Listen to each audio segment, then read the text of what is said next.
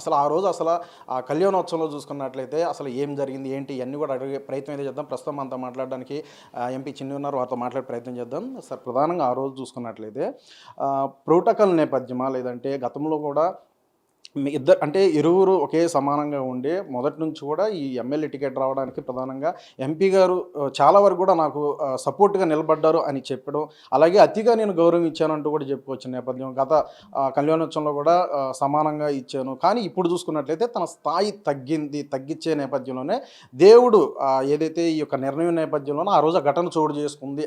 కటు వస్త్రాలు తీసుకోవడం అంటూ ఆయన చెప్పుకొస్తున్నారు. అసలు ఏమంటారు? అసలు ఆ రోజు ఏం జరిగింది? 2 విషయాలు. నేను ఏ రోజు స్థాయి తగ్గించా? నేను ఎక్కడా తగ్గిలా. గౌరవ ఎమ్మెల్యే కింద నేను ఇప్పుడు కూడా రెస్పెక్ట్ ఇస్తూనే ఉన్నా. అక్కడ జరిగిన సంఘటన మీకే తెలుసు. అదో చిన్న దురదృష్టకరమైన సంఘటన. నేను స్థాయి తగ్గించడానికి చేసే కార్యక్రమం ఏం చేశాను? నేనైతే ఏ కార్యక్రమం చేయలేదు కదా! నేను అతనికే స్థాయి ఇచ్చి, పోనీ ప్రోటోకాల్ ప్రకారం అక్కడ ఎంపీకి ఫస్ట్ ప్రోటోకాల్ ఉంటుంది. రెండోది ఎమ్మెల్యేకి ఉంటుంది. అది ఎన్విరాన్మెంట్ డిపార్ట్మెంట్ వాళ్ళ రూల్ బుక్ చూస్తే తెలుస్తుంది. రెండోది అయినా కూడా నేను ఒక దళిత వ్యక్తిగా అత్యంత గౌరవం ఇచ్చి అతన్ని నేనేం మాట్లాడలేదే. అతనికి దర్శనం నేను ఆఖరికి నేను వెళ్ళి సామాన్య భక్తుల దగ్గర చక్కగా కూర్చుని దేవుని దర్శనం చేసుకున్నా. నేను వెళ్ళింది అక్కడ రాజకీయాలు చేయడానికి కాదు. నేను భక్తితో దేవుని యొక్క కళ్యాణం చూడటానికి వెళ్ళాను. అందుకే అందరూ సామాన్య భక్తులతో వెళ్ళి కదా చిన్న దురదృష్టకరమైన సంగీత జరిగిన దాన్ని నేను పట్టించుకోలేదు కూడా. అంటే నేను ఎప్పుడు ఆయన్ని గౌరవించడం అనేది లేదు. అతను ఏదైనా చేస్తే అది అతని యొక్క ఇష్టం. నేనైతే దాన్ని వ్యాఖ్యానించదలుచుకోలేదు. సరే ఇదే కాదు గతంలో కూడా అనేక విమర్శలు చేస్తున్నారు. ప్రస్తుతం ఒక వ్యక్తిగతంగా నేపథ్యం కావచ్చు. అలాగే ప్రధానంగా టికెట్ అంశం సంబంధించి అమౌంట్ అడిగారు అనే నేపథ్యం అదేగా నా దగ్గర ఆధారాలు ఉన్నాయంటూ కూడా ఇటీవల జరిగిన ఏదైతే ఒక లైవ్‌లో కూడా మీడియా ముందు ఆయన చెప్పిన తీరు ఇయన్నీ చూస్తుంటే అసలు ఏమంటారు? దాని మీద కామెంట్ ఒక్క విషయం అండి. నేను చెప్పేది ఏంటంటే నా ఆధారాలు ఉంటే అధిష్టానానికి తీసుకెళ్ళి చూపించి అధిష్టానం దగ్గర తెలుసుకోవాల్సిన విషయం. అది 4 గోడల మధ్యలో తెలుసుకోవాల్సిన విషయం. లేదు బహిరంగంగా నీ దగ్గర నిజంగా ఆధారాలు ఉన్నాయంటే పోనీ మీడియాకి ఇచ్చి నేను ఎటువంటి అవినీతి పరుడినో చూపిస్తే బాగుంటుందని నా కోరిక. లేదు నీకు ఏదన్నా పార్టీ మీద క్రమశిక్షణ కలిగిన వ్యక్తివైతే పోయి చంద్రబాబు నాయుడు గారి దగ్గరికి ఆధారాలు చూపించి ఆయన వేసే శిక్షకి ఎప్పుడైనా నేను రెడీగా ఉంటాను కదా. లేదు నువ్వు నిజంగా ఆధారాలు ఉన్నాయి, లేదు పార్టీ దగ్గరికి వెళ్ళవు, ఉంటే చూపించమనంటే పర్లా. పదే పదే ఉన్నాయని ఆరోపణలు అనుకుంటాం కన్నా చూపిస్తే బాగుంటుంది.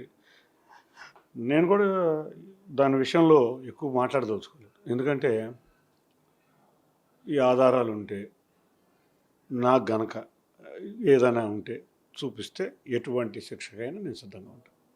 ప్రధానంగా మీ పార్లమెంట్ నియోజకవర్గం సంబంధించి ఏదైతే 7 కాన్స్టిట్యూన్సీ ఉన్నాయో ప్రధానంగా బాధ్యతగా వ్యవహరిస్తూ కూడా మరి అన్నీ వెళ్ళాల్సిన పరిస్థితి ఉంది. గతంలో కూడా తిరువూరు నియోజకవర్గం వెళ్ళే నేపథ్యంలో కూడా నా కాన్స్టిట్యూన్సీకి ఎందుకు వస్తారు అనే అంశం అది చివరికి ఇటు క్రమశిక్షణ కమిటీ ముందు కూడా వెళ్ళడం జవాబు ఇచ్చుకున్న పరిస్థితి. ఒకటి కాదు 3 సార్లు కూడా వెళ్ళడం జరిగింది అతను.